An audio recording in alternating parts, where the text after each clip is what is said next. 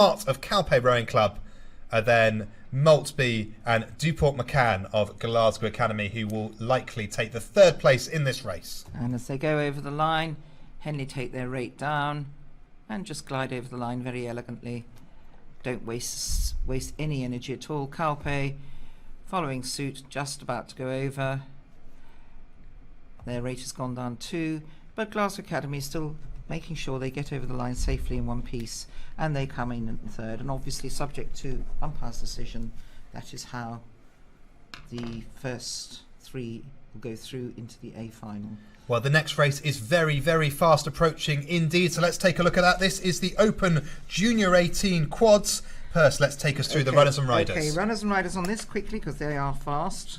Northwich in lane 1, Canterbridge in lane 2, Clydesdale in lane 3, Tideway Scullers in lane 4, Warrington in lane 5, and George Watson's in lane 6. So it looks at coming through the 1 kilometre point, the halfway point in the race. Tideway Scullers had the lead, followed by Warrington and Clydesdale Amateur Rowing Club. So led from the middle in this race. Looks as though Tideway Scullers are holding on there. We can see on our camera as they come into the last 500 metres. But on their right, just behind them, sit Clydesdale, who were in third. But it looks like they're pushing for second now in the last 500 metres. So let's pick them up as they come into the finish.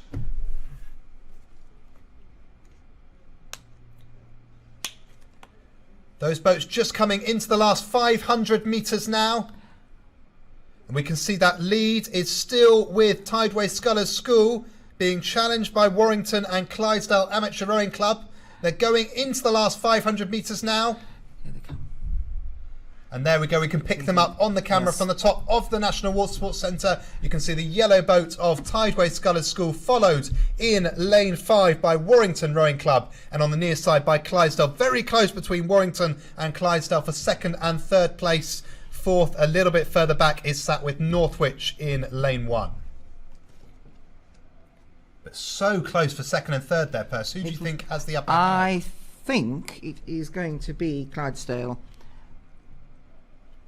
which will make that very long journey down the M6 worth it. So yeah, as we go across the finish line there, you can see Tideway Scullers, and it is indeed Clydesdale 1 length ahead on Warrington Rowing Club in lane 5, who go through taking the first 3 spots here, and they will hopefully go through, provided there's been no incidents further up the course, of course, to the A final later on today. But let's take a look at the next AB semi-final on the course. So the next one is race 246, and we have in lane 1 Tyne, in lane 2 Clare's Court, in lane 3 Gloucester Hartbury B, in lane 4 Gloucester Hartbury C, in lane 5 Henley, and in lane 6 Great Marlow School. So you will soon see. So these boats just coming up to the halfway point, the 1,000 metre mark. We can see there lane 5. They had the lead at the 500 metre point. Looks like they still have that now. And that is Henley Rowing Club, a crew of Taylor, Yolland, Wallace and Beattie.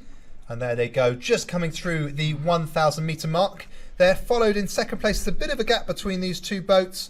4-second gap to Gloucester Hartbury at the 500 metre point. I think that's probably about the same now as they go through the halfway point. So Gloucester Hartbury in lane 4 sat in second. And it's another crew from Gloucester Hartbury, their B crew, sat in third. Yes, well, it must be quite interesting when you have 2 crews from the same club battling it out for the honours at an open regatta, when maybe it's panning out not the way it did in training. Yeah. It'll be interesting to see. So the Gloucester Hartbury B crew were sat in that third place at the 500 metre point, but if we look to our camera, it looks as though it's now Great Marlow School in lane 6 who've just come through them as we go through the halfway point of this race. So it's going to require a strong third from Gloucester Hartbury B if they want to get back up to third position. Meanwhile, over in lane 6, Great Marlow School will try and push off further as they come down the course. But the lead still with Henley Rowing Club in lane 5.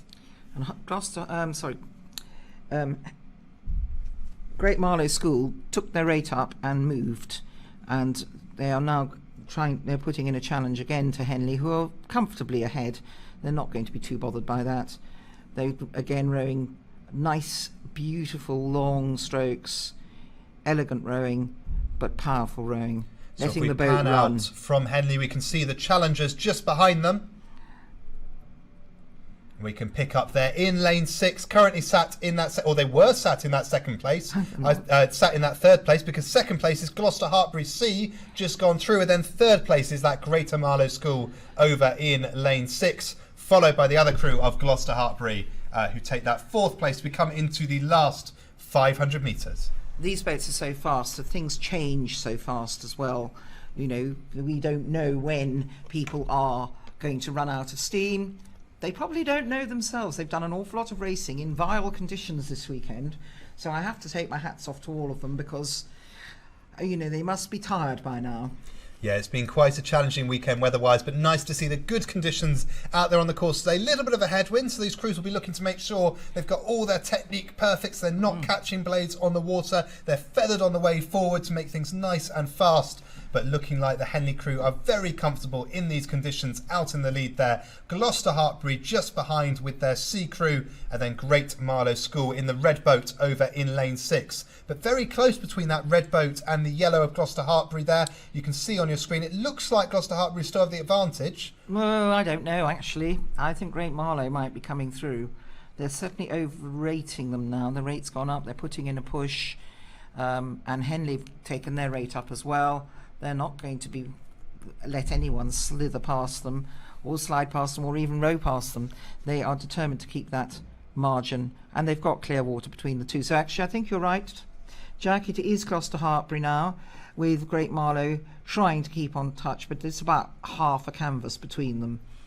But there's then a fair separation between these front three boats, who we think will go through to the A final, and the other boats in this race. So when we come to the finish camera, we'll pan out and we'll see those other boats just behind. The fourth place was sat with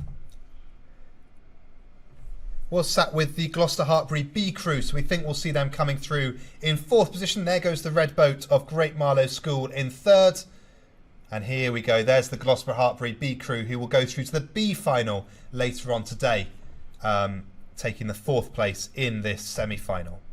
Yes. Wouldn't it be nice, Jack, if every club had to paint their boats the same colour as their kit? It would make our job a lot easiher here. But let's take a look at the next race, which is fast coming down the course. So the next is Open Junior Quads, Cox's Quads. And in lane 2 we have Team Keen, another relatively new club. Lane 3 the Lee, lane 4 Durham School, and in lane 5 Durham Amateur Rowing Club.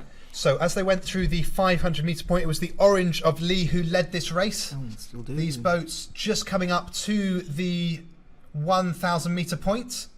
They've just gone through that 500 metre point, so let's pick them up from up the course, looking from the 1,000 metre mark. There we go. You can see Lee in the orange there leading out this race. They're followed by Durham Amateur Rowing Association. You can see the yellow around the top of their one pieces there on the far side. And it looks like Durham School sat in that third position between them in the white. The angle may be deceptive, but it looks as if Durham Amateur Rowing Association are giving Lee a good run for their money. Yeah, they certainly look close there. Yes, and Durham School not far behind. This is only a 4-horse race though, so we have Team Keen, which we can't see because of the angle, so they may be closer than we think they are. And they're another relatively new club on the Thames. So with just 4 boats in this race, the outcome of this race will be 2 to the final. So the first 2 boats in this race will go through to the A final, the second 2 to the B final, so they want to be in those top 2 boats. Lee looking comfortable there with Durham Amateur Rowing Club behind them, but we come now into the second half of this race. So it's going to need to be a strong challenge from Durham School in the white of lane 4 if they want to push into that second place against their same city club, Durham Amateur Rowing Club. Looks very close there if we look over on the right-hand side. It looks extremely close, and actually Team Keen aren't that far behind. So this is, you know, the first and second places are really, really important in this race. Well, if we look from further up the course back at the crews coming through, it's looking so tight between Durham Amateur Rowing Club and Durham School. I'd wager Durham School are right up there with them there. Looks like we've got overlap between those 2 boats potentially. Definitely, I think we've definitely got overlap. And again, with this is local rivalries, this is going to be fought down tooth and nail to the last. But the Lee is sitting there carefully watching the race, controlling it, making sure that they are going to come in and they've got the best point slot, because this is all about seeding at this level. where absolutely. you You want get those your best lane. lanes in the final. So the fastest crews here will be seeded into the lanes with the best conditions later on today. And that can make a difference sometimes, but it's certainly nice to know that you're going in with the top results so far, and it means you can be confident in that final that you have outperformed these other crews already. Now, I think Durham Amateur are ahead of Durham School by about half a length. But again, it's probably part of it is this angle of the camera. It's something called parallax, but it actually looks as if Durham Amateur are going to take Durham School, though. It's Durham looking School close is indeed very now close. as we come into the last 500 metres though. So there go Lee on your screen, but let's look just behind them coming through the 500 metres. Who's in that second place? It looks as though Durham School have gone through Durham Amateur. Oh my goodness. So incredibly tight there. So Durham School look to hold on to that second place. They've got 500 metres to go. They just need to push off from Durham Amateur Rowing Club. Make sure they keep on that second place. Oh, someone in Durham Amateur's caught a crab. And they've picked it up again now. So that will have given Durham School a real good push on. Yes, they've got clear water between them now. They will have spotted that, and that's psychologically, even if Durham Amateur can pick it up well, psychologically that has given Durham School a huge boost. Absolutely, they'll be taking full advantage of that as they push off down the course. But Lee looking very happy there in the lead of this race. We can see our camera now from the top of the National Water Sports Centre. The bright orange coming in, the white just behind of Durham School, and the yellow tops of Durham Amateur Rowing Club. Nice bright kit in this race, That's really lovely. clear for us to pick out here in the commentary box. Yes, if commentators could choose the kit, we would make, and we wouldn't allow people to change their kit every year either. Absolutely not. The only clubs I know that haven't changed their kit much are Newark, which has still got the same kit that we designed back in the 80s. I was part of that, and a couple of local clubs, but so many clubs change their kits. Tideway Scullers are the same, they haven't changed. Thames haven't changed, but an awful lot of clubs think, oh, new captain, let's have a change. We'll keep the colours, but let's have spots instead of stripes. Yeah, absolutely. Well, into the last 100 metres now. A reminder, the top two boats from this race, as there's only 4 racing in this semi-final, will go through to the A-final. Looks to be Lee there, out in the lead in the orange, followed by Durham School. Yep. And as those two go through the line, let's take a look at the next race on the course. This again in the Open Junior 16 quads. And in lane 1 we have Sunderland City. In lane 2 we have Canterburygian. In lane 3 we have Tideway Scullers again. In lane 4 we have Trent Rowing Club, Burton Leander Composite. And in lane 5 we have Evesham Rowing Club. So again, this is 2. Yeah, we two through to the final in this race, but 5 boats this time, so more to play for. Yep. At the 500 metre point, it was Tideway Scullers School in lane 3 who led the race, followed by Burton Leander and Trent Composite. Let's see if that's still the case as they come through to the 1,000 metre point. It definitely looks like it is. And Evesham out there on lane 6 are putting in a good showing as well. Burton Leander and Trent are next door neighbours, literally. On the Trent further upstream. So a rare opportunity for a composite that can train together. This is really good news. Absolutely. And Tideway Scullers yet again showing us what sculling is all about. So what do you make of the technique in that Tideway Scullers boat there, Perce? Well, they're slightly skyey, but not much. A little bit of pushing the hands down too much, but not all the time. But they're just neat. Some real acceleration through the stroke we can see there, real leg drive going down. There is, and the boat is running. Yeah. I imagine the sound of the bubbles popping along the hull will be lovely. Yeah. It's lovely when a boat runs. The goal always to get as much free speed as you can off the end of the stroke before you take your next one. Behind them we can see the crew of Burton Leander and Trent Rowing Club in second place, with a good gap behind them before in third place Evesham Rowing Club. This coming through the 1,000 metre point into the third quarter of the race, but the placing looking fairly comfortable. Tideway Scullers leading the composite of Burton and Trent, with Evesham just behind. Absolutely.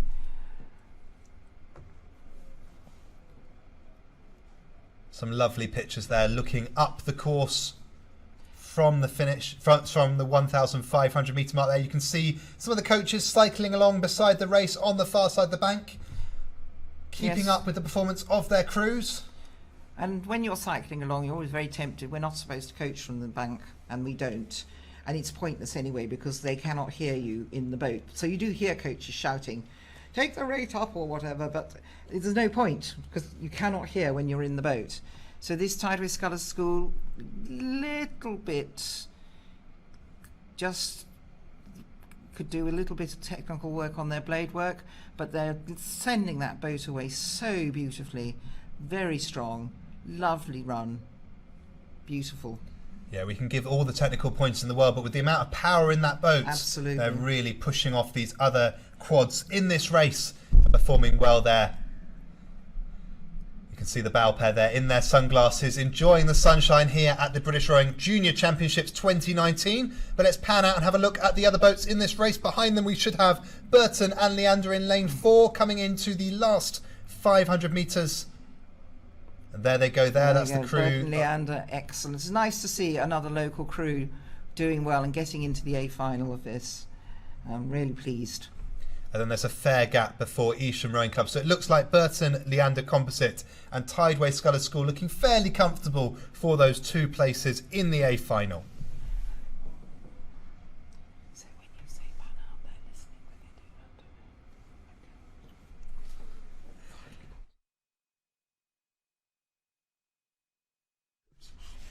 do that. I've just finally worked out what's going on. Sorry. So there we go, coming into the last 250 metres. Look at the class of that Tideway Scullers boat on the left of your screen. Indeed.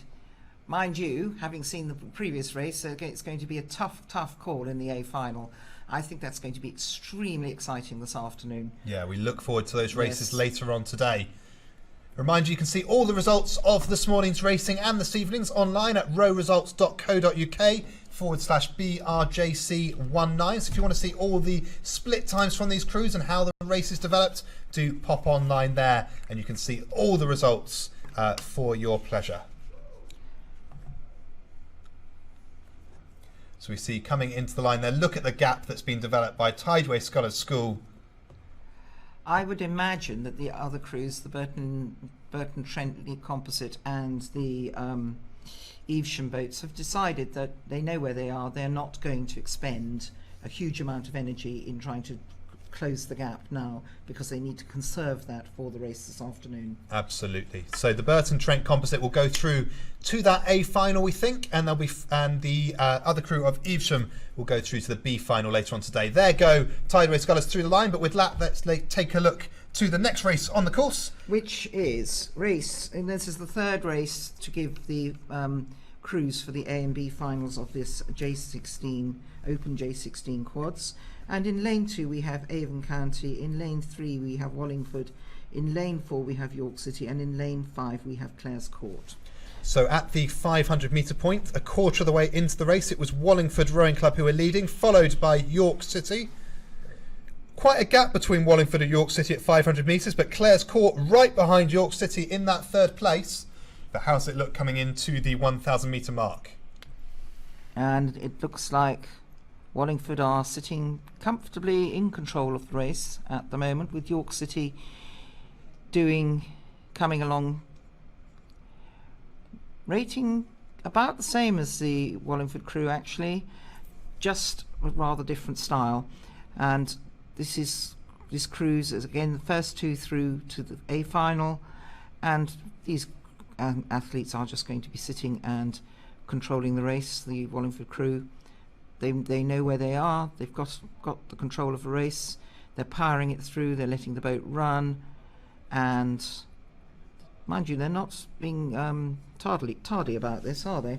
No, it's all with the power in this boat, but perhaps that's just the conditions. It's quite difficult rowing out there today with the headwinds, but if you can get the power down, then you can secure a good place in the A final. So the red there of Wallingford Rowing Club leading out this race. Behind them we should see coming into our screen shortly the crew from York City in lane 4. There you go. There's quite a gap though before them. And then Clare's Court seemed to have dropped back a bit. They were very close going through the first 500 metres, but Clare's Court now just a little bit further behind there. Quite a gap developing. Quite a spread. It is a spread. Semi-final here. This one, yes. And the purple and black and yellow of York. From this angle, it looks like there's not a big gap, but we know, because we've seen it on other screens, that there is quite a considerable gap between these two crews, and York are going to consolidate their place. They're going to go through to the A final. I suspect, again, even though it would be nice to have the best possible place, they know that there have been two very fast semis before them.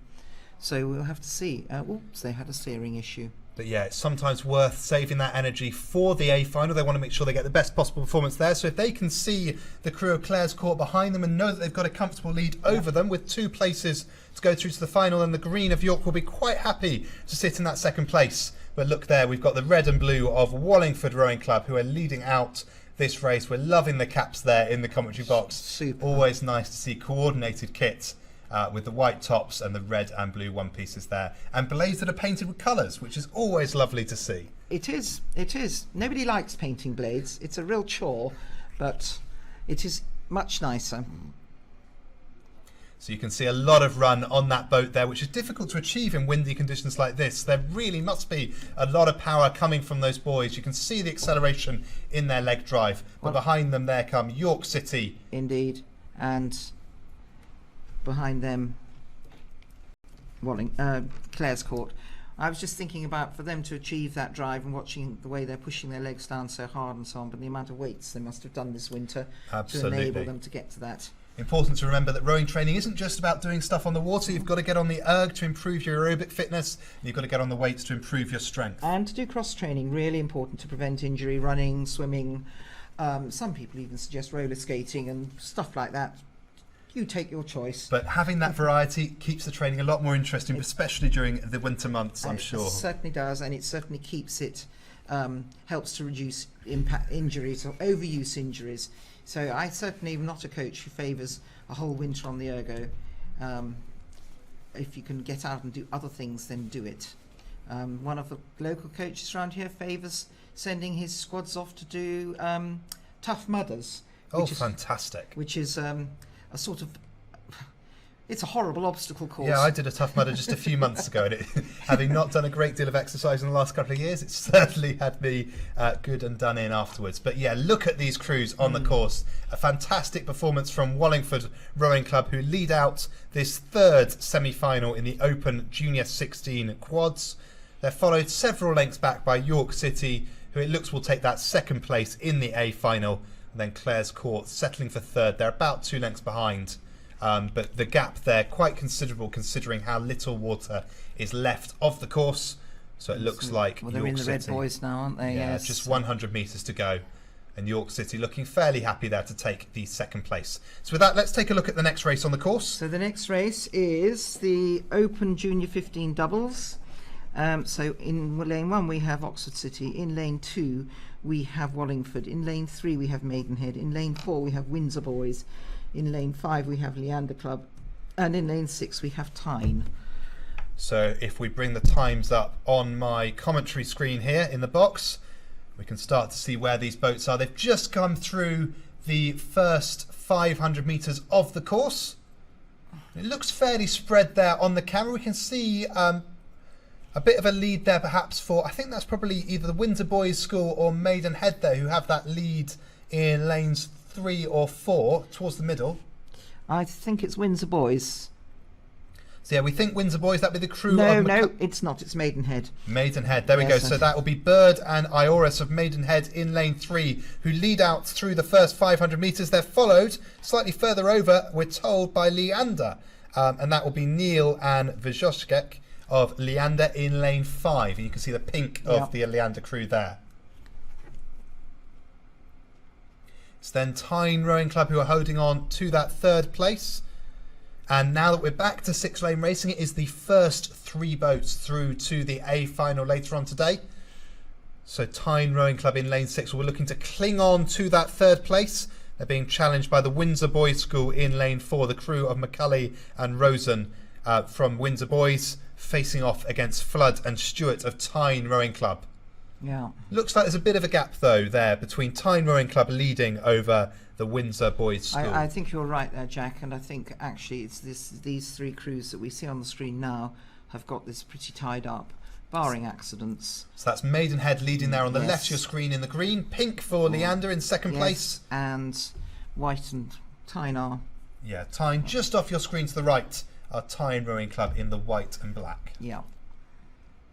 But there you go. Look at the class of Maidenhead. Won't it? Because it's Tyneside and Sunderland and Absolutely. Newcastle, yes.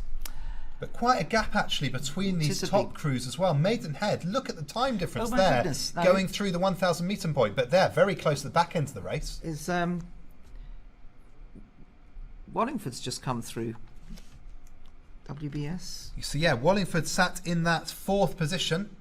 Yeah, sorry, Windsor Boys. It says. Sorry, Windsor Boys sat in that fourth position, but then very close for fifth and sixth. We have Wallingford, which is between City of Oxford and Wallingford. It looks like Wallingford has come through City of Oxford there to move to the fifth position as they went through the 1,000 metre point. But right at the front of this race, Maidenhead looking very, very comfortable out there. And we can see if we look up the course from further down, Maidenhead in the green on the right hand side, then the pink of Leander in the left, just behind, and then behind Leander sit Tyne Rowing Club, potentially being challenged by those Windsor Boys who look a little bit closer now. They do, but I think that Maidenhead are being challenged hard by Leander. But again, it's possibly to do with the angle of the camera that we can't really tell until they get sideways onto us. So yeah, Maidenhead there holding off that challenge Yes, from Leander. They are. Leander always have good crews in these events. So always one to look out for when you see their name on a start list. Absolutely. It might be a hippo, but my goodness, it moves. So yeah, there we see the lane 6 in the green, Maidenhead leading Leander. Looks like that gap has got a little bit narrower, but Maidenhead still looking comfortable. Lane 3, but yes. As they come through into the last 500 metres. And these are tall and strong boys. Yeah, some lovely shots we're getting Absolutely. here. So they go through into their last 500. Look, they've actually got quite a gap now before They have. Leander sit there. That's probably 3, maybe 4 lengths. I would say 4. And so and then quite a gap again before third another place. gap, another 3 or but 4 look, lengths. this is really close, and there's only 3 places So through. City of Oxford and that will be the Windsor Boys School. Yes. So it looked like City of Oxford had the advantage there, trying to get Absolutely. that third place in the A final. Snuck up on the inside and Sometimes difficult to spot there, but coming into the last 500 metres, City of Oxford certainly looking strong, and that's the crew of McRae and Reynolds. They were in 5th position at the 1 kilometre point, but it looks like they might be pushing for 3rd place now. fantastic. So what a move they've made there coming through Yes. these stages. And sticking maybe they stuck to their race plan, or maybe they didn't and threw it out of the boat and just went for it. We will see. Yeah. So first place with Maidenhead, second with Leander, looking a little bit closer for third between Tyne Rowing Club on the far side, Windsor Boys School in the middle, and City of Oxford just creeping up there in lane 1, looking a little bit closer than we thought they were as we come into the last 250 metres. City of Oxford will be just off to your screen to the right, coming up in lane 1. So we'll keep an eye out for those as we come into the closing stage of this race. All these 3 crews, Tyne, Windsor Boys School and City of Oxford, trying to get that important 3rd place in the A final.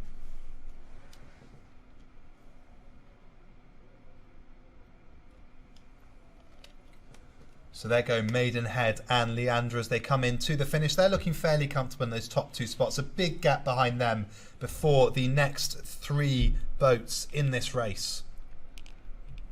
But what we really want to see is that competition between Tyne Rowing Club, the Windsor Boys School and City of Oxford as they come into the line.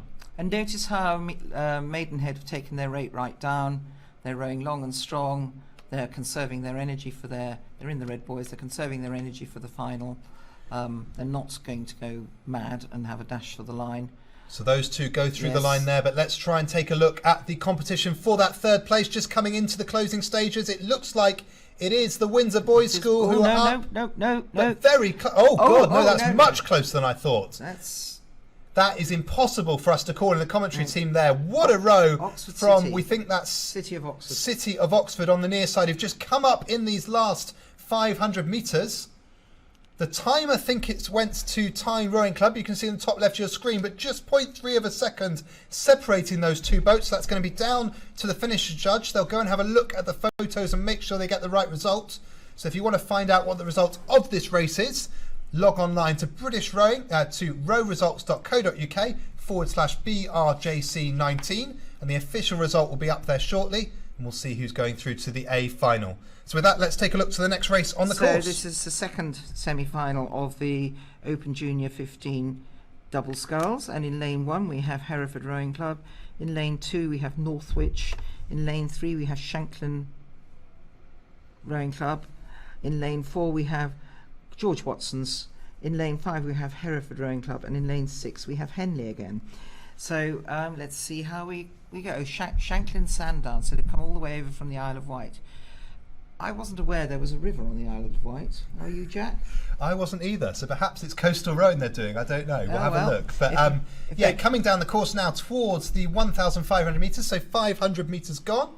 And we can start to see who is leading out in this race. This is race 251. So at the 500 metre point, it was Shanklin Sandown Rowing Club who had the lead there. They're followed by George Watson's College from Edinburgh in Scotland in the second place, and third it looks to be sat with Northwich Rowing Club.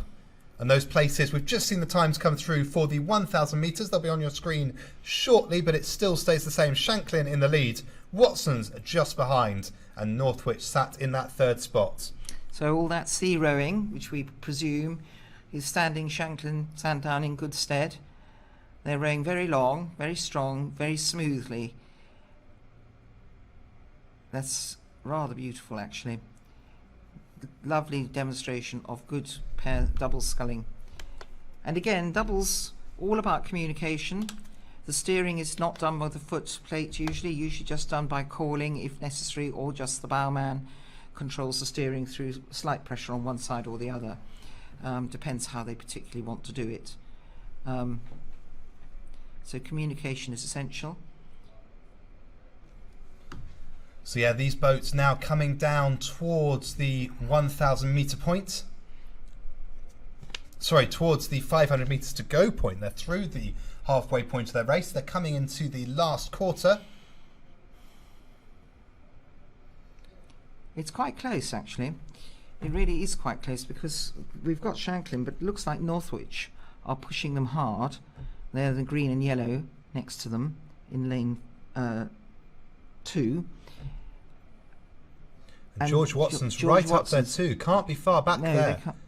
So it is very close this now. So as the race has progressed, the gap between the different crews has reduced and reduced. And I think we're going to have a corker going into the last 250. We certainly are. But again, a reminder, the first 3 boats in this semi-final go through to the A final. So the real challenge here, I think, is probably between Watson's in lane 4, and it looks like Henley Rowing Club in lane 6 who are starting to challenge for that third place.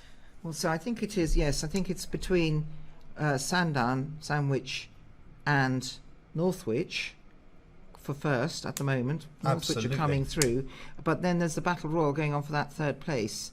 So it looks like Watson's are still up on the Henley crew, probably by about, should we say, 2 lengths as this camera comes round for us here.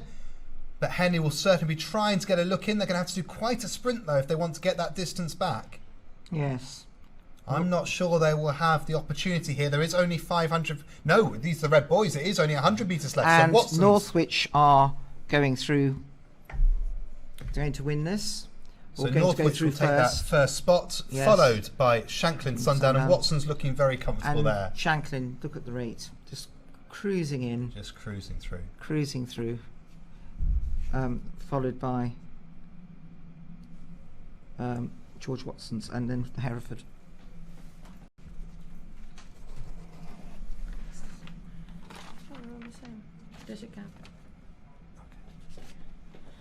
So let's take a look at the next race on the course. This will be the Women's Junior 16 Double Sculls. Okay, in lane 1 we have Stratford-on-Avon. In lane 2, Trenton Boat Club. In lane 3, Nottingham Union. In lane 4, George Watson's. In lane 5, William Perkins. And in lane 6, Camus. So let's take a look at these boats as they come through to the 1,000 metre mark. And again, this is a first 3 through to the final, race. So it looks as though the lead is there in lane 5, and that's with Sir William Perkins' School, the crew of Kirk, Hope and Crosby. And they're followed in lane 6. Sorry, not in lane 6, in lane 3 by Nottingham and Union, the crew of Ong and Adlon. Yes, and this is Nottingham and Union's. Well, they train on the Trent most of the time, but they do come over here to train on the pond as well. Well, if we look at these boats from up the course, we can see them coming down there, the nice colours of the 3 double sculls. Yes. Over on the left-hand side there, that is the crew of Sir William Perkins' School in the blue and yellow. Exactly. And they're followed on the inside, just to the right of your screen, will be the Nottingham and Union Rowing Club crew. Red and black. And you can see Watson's there, who are a little bit further back, sat in 4th position. Plum or dirty pink. I don't know what colour you'd call that. So somewhere off to the right of our camera sit that Nottingham and Union crew who are holding that 2nd place, but Sir William Perkins' School looking comfortable out in front in lane 5. And they are just tapping it along really nicely. It's looking good, it's powerful, it's composed, the boat's not rocking. Really nice. So they come now through into their last 500 metres. We'll pick up all the boats shortly as they go through that mark.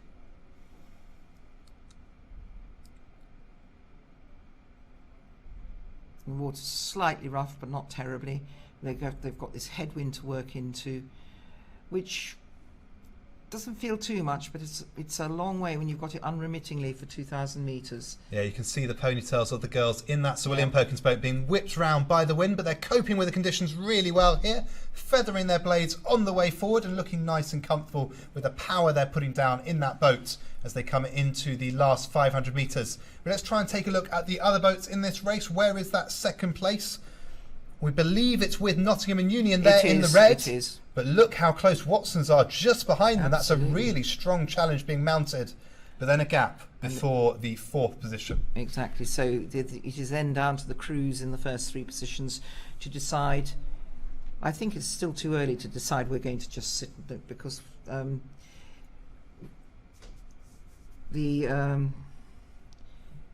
George Watsons are perfectly capable of putting in a huge push at this point and catching them up. They're not that far off. Yeah, so sorry, Watson sat in that 3rd position. I pointed at the wrong thing for Perth there, but the 4th position is Trenton Boat Club, who are just behind in lane 2. So Watson's will be keeping a close eye on them as they come into the last 500 metres. My apologies, Perth, for pointing at the wrong boat for you. From this angle. So yes, some of the joys of being a commentator with live screening. But so Nottingham and Union, I think it's going to be, as we go through this, we're going to have William Perkins. I don't know, George Watson's or Nottingham and Union. It's very close to call, looking at it from this angle. What do you think? Will you be prepared to stake your... Oh, it is looking very close. I think Watsons often have a very fast finish in these races. They're trained to really pick it up as they come into the enclosures. So I'd always back my old school in these races. But Nottingham and Union have held the advantage for that 2nd place all the way up the course. So it's going to take a strong challenge from Watsons to take through into the 2nd place. Yes, I don't know whether this is the crew that did well at national schools or not. So we'll have to wait and see. But this is... Yes. So Sir William Perkins scoring a little bit of a class of their own out in front in this semi-final. But look at that challenge between Watson's on the right of your screen and just the right of them sit this is Nottingham and Union Boat Club. That's so close, but I think it's Nottingham and Union who have the advantage. I think you're right, and they're in the red buoys, so it's the last few strokes. And yes, I think you're right, they're about half a length up. And there we go, we can see the finish line camera now as Sir William Perkins' School, the crew of Kirk, Hope and Crosby go through the line, followed about a length and a half back by Nottingham Union's Ong and Adlon. And then it's George Watson's College, Hughes and Clements who take the 3rd place. And look at the gap these first 3 doubles have generated over the rest of the pack. The 4th place, who will go through to the B final will be the crew from Trenton Boat Club of Oaks and Burnbacker. But with that, we'll look to the next race on the course, which is the next round of the women's J16 doubles, and we have Starport in lane 1, Exeter in lane 2, Warrington Rowing Club Northwich, I suspect that's a composite of, in lane 3, Kingston Grammar School in lane 4, Wallingford Rowing Club in lane 5, and William Perkins School in lane 6. So these boats have just gone through the 1,000 metre point. They're halfway through their race now. And this is race number 253 in your programme. Looks like the boat in lane Warrington and Kingston are up. But then again, the William Perkins School over in lane 6 is also in contention. Yeah, the Northwich and Warrington Composite in lane 3 had the first place at the 1,000 metre mark, a time of 4 minutes 27. But just behind them in a time of 4 minutes 28.3, a Kingston Grammar School. Yeah. So very tight at the top end. And whether I'm seeing them as first or not, it might depend on the fact that they've got bright red kit. Absolutely. And it's worth saying as well, actually, in third place, in a time of 4 minutes 30 at the 1K. So again, only a second behind a Stourport Boat Club in lane 1. So don't miss them on the right-hand side of your screen. They really are a strong challenge in this race for that second place against Kingston Grammar School. But so far, the composite of Northwich and Warrington leading out this race, we think. But you can see the red of Kingston Grammar School hot on their heels. Yeah. The bright red kit really stands out in our camera footage here. It certainly does. But Starport, coming up in their pale blue kit on the inside, on the far right of your screen, are... Yeah, they're certainly challenging. up there with They're these challenging like mad. This is a good race. And then over in lane 6 with William Perkins School, they're challenging too. This is going to go right down to the line, I think. Yeah, I think this is one of the tightest races we've seen coming into the last 500 metres. Just look how close those crews are. And indeed, over in lane 6, so William Perkins School, they were at 5th place at the 1,000 metres. I think they're a lot further up now as we come through to the last 500. They could be challenging for second place there as the camera comes round to look at that 500 metres to go point. Yes, and all these crews are taking their rate up. They're all pushing hard. So we've got... Warrington Composite pushing hard against Kingston and being pushed on the far side by William Perkins School, and Wallingford are some way back at the moment. So, but those top 3 places, they're pushing. Everyone's taken the rate up. They are going for it. So it looked to me as they went through the line there that Kingston Grammar School potentially had the slightest advantage over the Northwich Warrington Composite, but Sir William Perkins School on the far side, very close there. And also Wallingford Rowing Club, sorry, not Wallingford Rowing Club, also Stourport Boat Club on the near side, right up there in the competition. So 4 boats vying for 3 places in the A final, all of them in contact, all of them with overlap. This is a very tight last 500 metres we have on our hands. I would hesitate. No, I don't hesitate. I think my money is on Warrington Northwich Composite. But again, it looks as if they are probably about half a canvas, if that, ahead of the Kingston crew. But look over on the left-hand side of our screen, also right up there, Sir William Perkins School. They are right up there. This is going to go down to the line, as are the Exeter crew, who've suddenly come into being here. Yeah, they're really not far behind either. Not far behind, and I can't see, because we can't see right over where the Stourport crew are. So somewhere on the right of the screen, there we go, the crew of Stourport. So it looks like Exeter have come through Stourport. A 5-race final. A 5-race dash for the line. Oh, it is. It's very, very close between these 5. It looks like Kingston Grammar School have moved forward in this race. They're being challenged on their left-hand side by Sir William Perkins School, just a couple of lanes over there. Looks like Sir William Perkins School have really taken the fight to them on the far side. And Warrington Northwich Composites dropped back slightly. But not to be discounted there. Not to be discounted, no. And Wallingford are going head-to-head with William Perkins School. And right over on this side, as they pan out, yes, we can see that Stourport and Exeter also having a private battle. This actually, they're now in the red boys. But look at that coming into the finish. Look at the pretty rates. flat across the course. It is. Wallingford and Warrington and Northwich Composite really pushing on into the Red Boys. A fast sprint from that Composite. Looks like they have the slightest advantage over Kingston Grammar, but so tight, and we can't call that here in commentary. No. You'll need to check the official results for second, third and fourth. So close between all of those boats there. Absolutely, and I would say possibly that Exeter, who we didn't really count earlier because we couldn't see them, have come through in third. Yeah, we'll have to look at the official results. Do head online to rowresults.co.uk/BRJC19. As soon as the Finnish judges have had a look at the photographs and checked the result of this one, you will see the results up there online. But with that, let's take a look at the next race. So now we have the women's J18 doubles, semi-final A, and this has Walton Rowing Club in 1, Marlow Rowing Club in 2, Gloucester Hartbury in 3, Loch Lomond ARC in lane 4, Ardingly Chester in lane 6, and that might be Chester Street actually in lane 6, and George Watson Clyde Composite in lane 6. So it's going to be an interesting race. Now, of course, a packed semi-final for these women's junior 18 double sculls. It's very impressive. We've got so many crews from Scotland come down. It's really good. Yeah, there's a record entry this year at the British Rowing Junior Championships across the board, and lots of Scots within that entry list there. So it's great to see lots of them coming down. Of course, next weekend up in Scotland will be the home international regatta. So a lot of these junior crews will be trying, or may already have been selected to race for their country at that event. Absolutely. So we look forward to seeing more performances up there. Do keep an eye on the footage from HIR when that comes out too. We've definitely seen some saltires on blades painted already, so they've obviously been selected, those crews. Fantastic. Well, coming into the 1,500 metre point, it looks like lane 3 has a lead in this race, and that will be the crew from Gloucester Hartbury. They had a time of 4 minutes 20 seconds, 0.4 to the 1,000 metre point. They were in first place at that point. And as we come into the last 500 metres, it looks like they've held on to that. Behind them, we've got the Composite of Ardingly Rowing Club and Cheltenham Ladies College in lane 5, who are sitting in that second position. But the third and final place going through to the A final, we think, is with Loch Lomond Amateur Rowing Club, another Scottish crew in this race. Great to see so many represented in the women's junior 18 double sculls.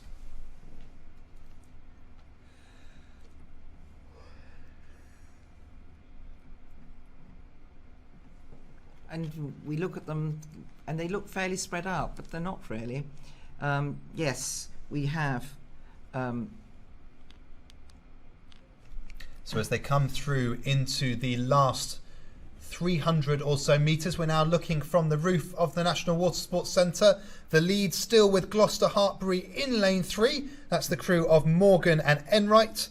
And then behind them, the girls of Ardingly Rowing Club and Cheltenham Ladies College, which is Warren and Nutton, sit in that second place. And in third, also come down from Scotland, is Loch Lomond Amateur Rowing Club with Mackenzie and Young.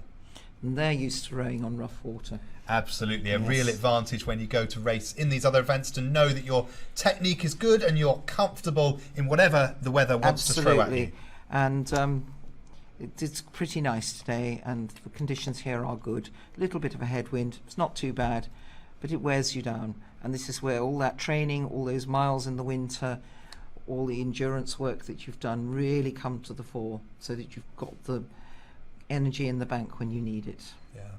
So behind the crew from Loch Lomond Amateur Rowing Club, it's Marlow Rowing Club, Robertson and Robbins, who are sitting in that fourth place, but a little bit of a gap there. So I'm sure Loch Lomond will be feeling fairly comfortable as they now approach the Red Boys that mark the last 100 metres of this race.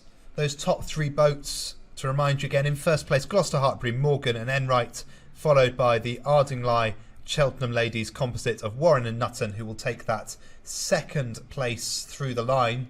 And in third through the line will be Loch Lomond Amateur Rowing Club with Mackenzie and Young.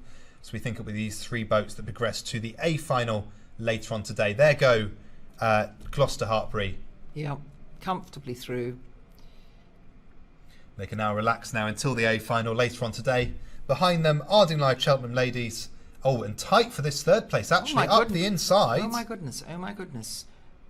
Oops. Now, who got that, do you think?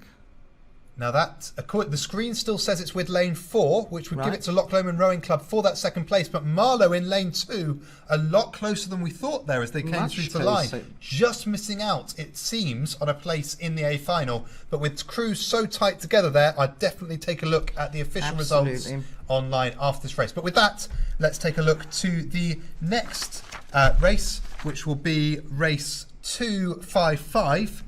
Right. Do you want to take us through the runners and riders? So, sorry, 255 is the women's J18 doubles, and in lane 1 we have Oxford City, in lane 2 we have Mossbourne, in lane 3 we have Sudbury, in lane 4 we have NCRA, in lane 5 we have Gloucester Hartbury B, and in lane 6 we have Gloucester Hartbury A.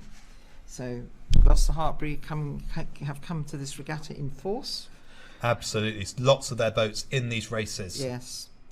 Having said that, there's an awful lot of boats from an awful lot of clubs in. Absolutely. Well, It's record entry depth, again this year, so strength it's in great depth. to see so Yeah. many juniors out there on the course. So these boats just through the 1,000 metre point, pushing on towards the last 500 metres of the race.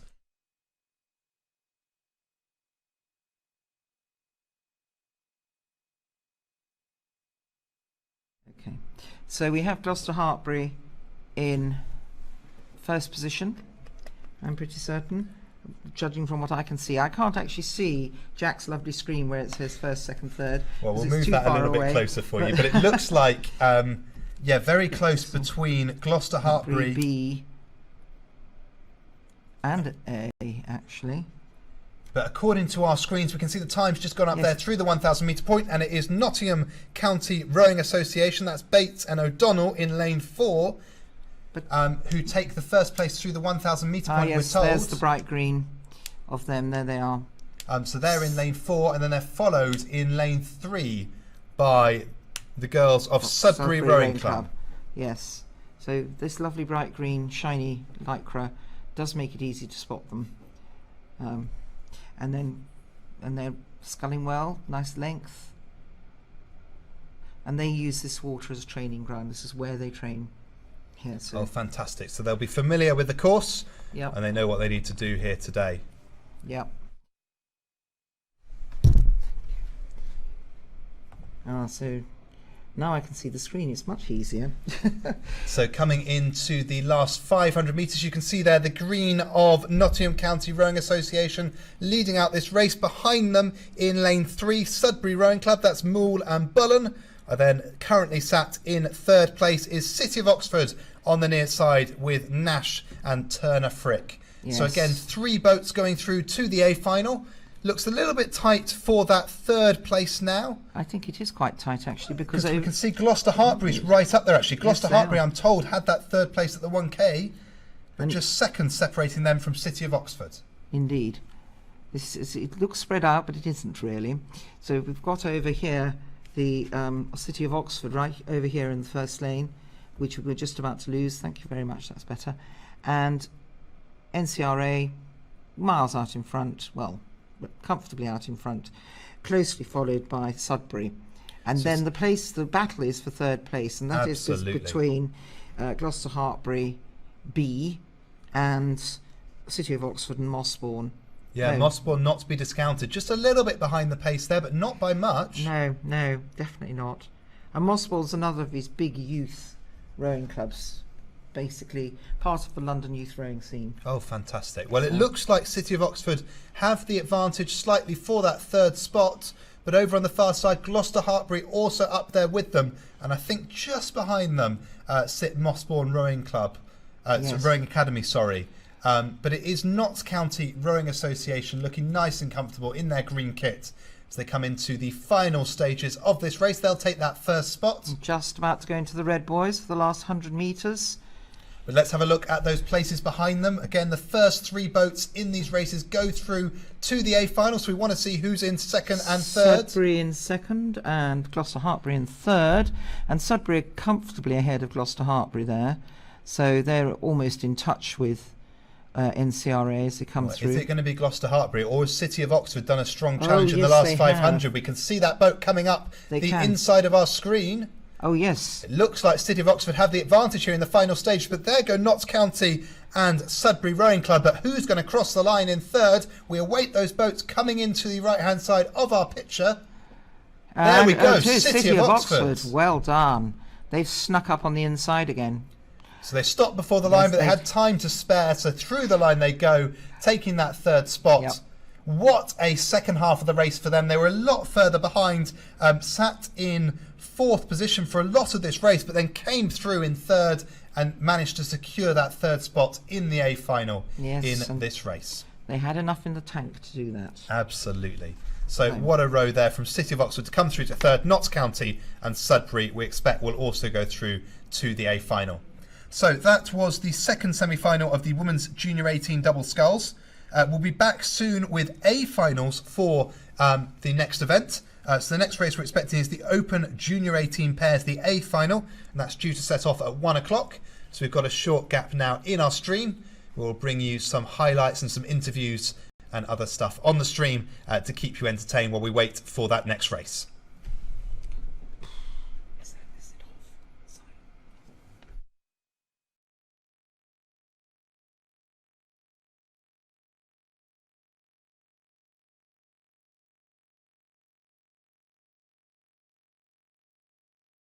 We're here at the British Rowing Junior Championships 2019. Events like this are managed by a team of volunteers on the race committee in partnership with British Rowing, and I'm joined by the chairman of the race committee, Chris Callow. So Chris, how have you found racing this weekend? It's been fantastic, really fantastic. It's been the first time being in the position of chairman. It's great to see the overarching event right from the Friday's Omnium event through yesterday's minor finals and time trials and today's semi-finals. We've had some fantastic